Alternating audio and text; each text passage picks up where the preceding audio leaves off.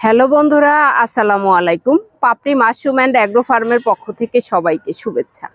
আশা করি যারা করে থাকেন তাদের মধ্যে অনেকেই জানেন না যে মাশরুম যারা স্পুন থেকে চাষ করে থাকেন, স্পুনের মেয়াদ শেষ হলে পরে আসলে অনেকেই ফেলে দেন না জানার কারণে।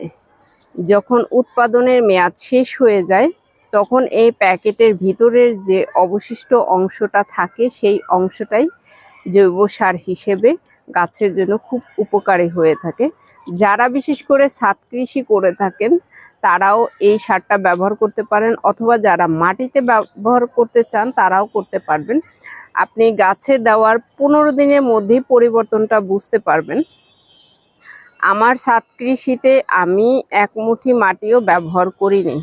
মাটিতে রোদে গাছ মরে যায়, কিন্তু আমার গাছ মরে যায় না। তার একটাই কারণ, এই সারটা যখন আমি গাছে দেই, এই সার জৈব সারটা ভেজা ভেজা থাকে, যার কারণে পানিটা ধরে রাখতে পারে, যার ফলে গাছ মরে যায় না এবং গ্রোথ ভালো হয়। ফলনও তুলনামূলকভাবে অন্যান্য সারের থেকে মাশরুম সারে ফলনটা অনেক বেশি হয়ে থাকে।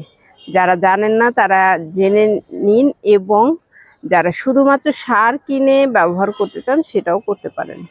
অন্যান্য সারের থেকে মাশরুম সারের গুণাগুণ আপনি যখন গাছে ব্যবহার করবেন তখন আপনি নিজেই বুঝতে পারবেন। শুধুমাত্র সারের উপরেও গাছ রোপণ করে ভালো ফলন পেতে পারেন। এবং যারা চাষ করে থাকেন, মাশরুম চাষ করে থাকেন স্পুন দিয়ে, উৎপাদনের মেয়াদ শেষ হলে তারা গাছে সার হিসেবে ব্যবহার করতে পারেন। ভালো থাকুন, সুস্থ থাকুন এবং নিজ ঘরে ঘরে মাশরুম চাষ করে নিজের পুষ্টি চাহিদা মিটিয়ে তুলুন এবং অর্থনৈতিকভাবে নিজেকে স্বাবলম্বী করুন।